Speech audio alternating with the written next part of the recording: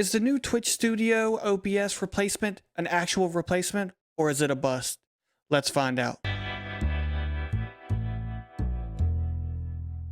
So when you load up Twitch Studio, it is going to ask you to log in with your Twitch. Once you log in with your Twitch, it'll allow you to add a template if you would like.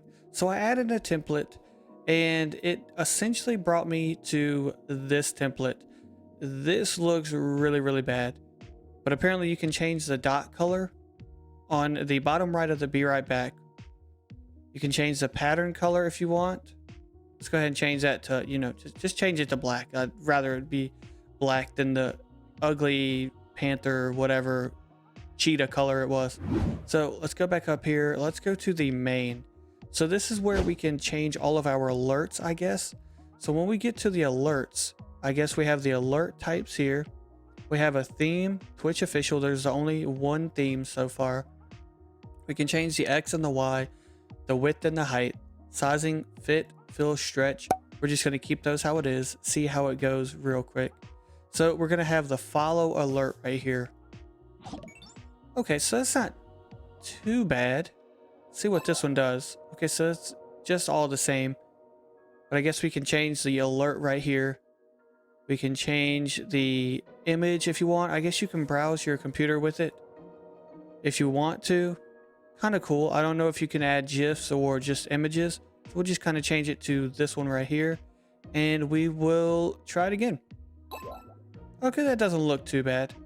But honestly, this program seems like it's extremely limited just on the first look of it. I'm sure that there's a little bit more that you can do with it, but I'm not honestly impressed so far. Like when you have your microphone down here, you can mute it if you want. You can unmute it. You have the audio mixer, and the only stuff you can really edit is convert to mono. You can change it to your audio device, whatever you really want it to be. You can have an audio delay or a compressor.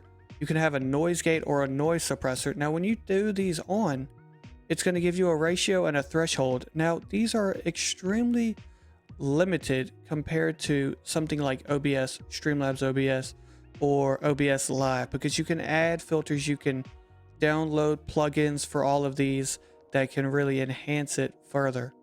So after we get to there, I have my webcam turned off in here. I'm not sure if you can really adjust much with it, but I'm going to guess it's probably going to be just as limited as the actual audio settings themselves. Because as we have main right here, let's see what we can do with the game capture. We can add a border. I do kind of like the border with that. You can add a chroma key. You can add a color filter just like the other stuff. So that's not too bad, I guess. But like I said, it's extremely limited compared to the OBS. I would not say it's a replacement to OBS, Streamlabs OBS, or OBS Live.